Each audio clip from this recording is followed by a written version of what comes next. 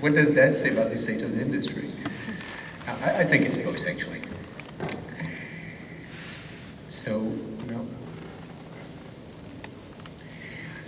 Our motivation. Total is an oil, gas, and chemicals company. I will not describe here what we do, but we're fairly large. We operate in 130 countries, and of course, we're better known for our traditional businesses. 4 years ago, we decided to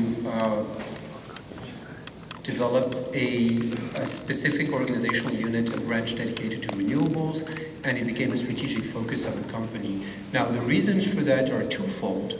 One of them is sustainability, GSG emissions, of course. That's the reason you see on the right of that slide.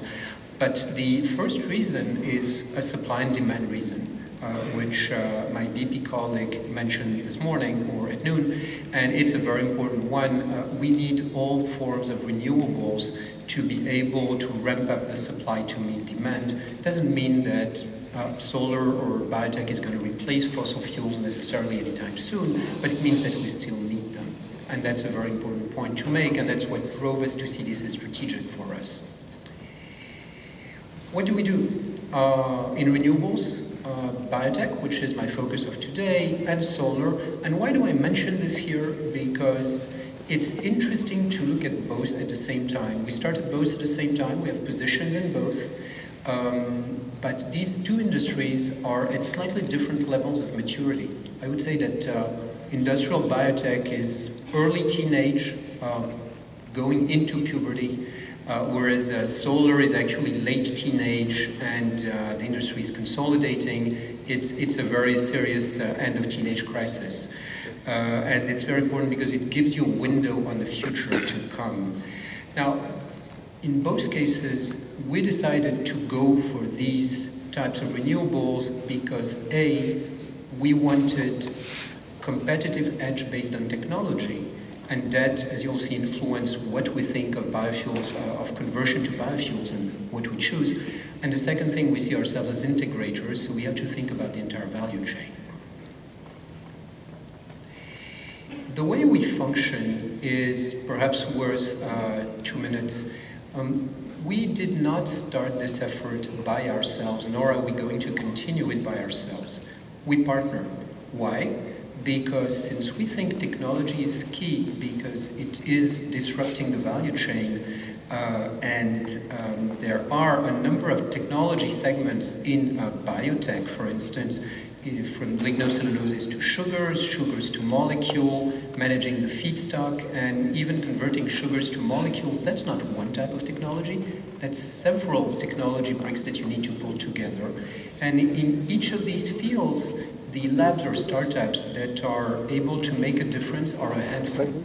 And so our decision was to build up our capability in-house, yet partner with others.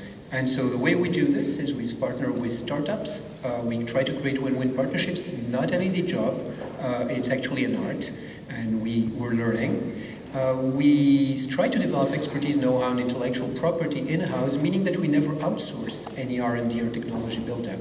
We actually have our teams work with the startups and the labs every single time, and we design the projects together, and we help them. So that's an interesting position because it means that we talk to a number of players, and of course we select very carefully our partners, and then we stand by them as time flies. We also have a corporate venturing activity, but it's a different type of partnership. It's not really a partnership, actually, it's just investment, and we do that for technologies that are the periphery of what we do. Moving to the topic at hand, industrial biotech, why do we believe in this, and what do we believe in? Do we believe in biofuels, short, medium, or long term? We certainly believe in biofuels short and mid-term because of the mandates and because there are the conditions for the industry in ground transportations are there because of those mandates.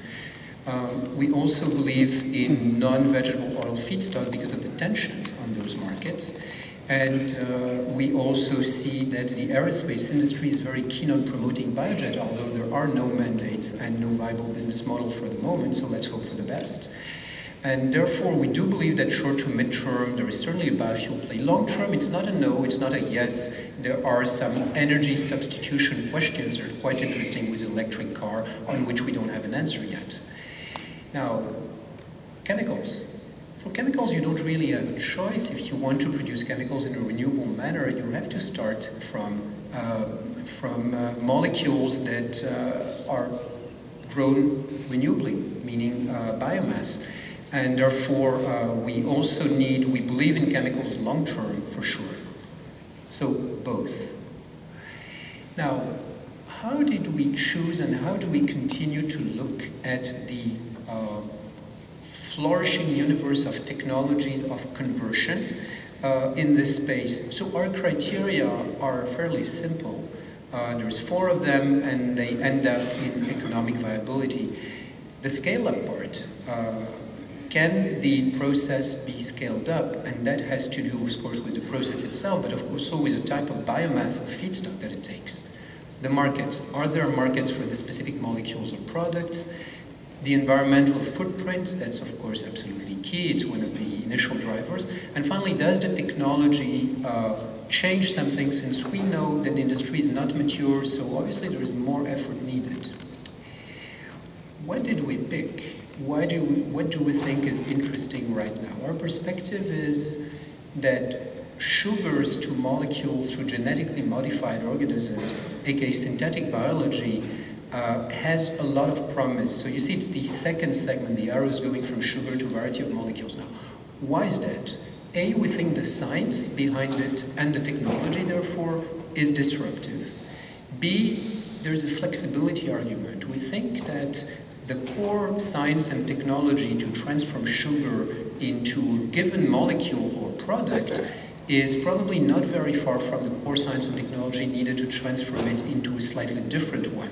There is a common core. I'm not saying everything is similar, but there is a common core.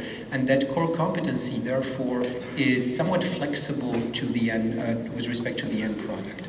And there is flexibility upstream. There is flexibility with the feedstock. Whenever cheap sugars from lignocelluloses actually come of age, then a number of key lessons from learning how to convert sugars can be reapplied, and let's hope that is soon. We also think aquatic phototrophs, microalgae, macroalgae, cyanobacteria, they're very interesting. What is their promise? Their promise is to a slightly higher, or actually significantly higher density per hectare or per acre of, in terms of production of energy per area of surface. And the second thing, it displaces the environmental issues. It doesn't nullify them, it just displaces them. And so just because of these reasons, it's interesting. It's not at all the same timeline in our view. It's a little bit further away, but worth looking at, and we are. We said we're partnering. So who do we partner with? Let me focus on one company that is our major partner in biotech, not the only one, but a major one, that's Amyris. Now, those of you who know the industry know that Amyris' stock is not doing too well at this time. We assessed their technology and the team a couple years ago and partnered with them. Their timeline on scale-up, they overpromised a little bit. That doesn't change anything on the value of the technology in our view. What does Amyris do? One of the things they with us now, they are specialists of a given metabolic pathway, and that's the terpenoids pathway, or the so-called mevalonate pathway. That's one thing. And they work in yeast, and they modify yeast genetically so that that yeast turns sugars into C15, C10, C5, and possibly other molecules. But one other thing they have is a platform to explore the space of metabolic modifications of microorganisms, so yeast, but it also works with other hosts, that is fairly generic. And because they have that, remember the flexibility argument? Now that is the main technology reason why we thought that Amyris is a great partner and has great prospects, and we stand by that.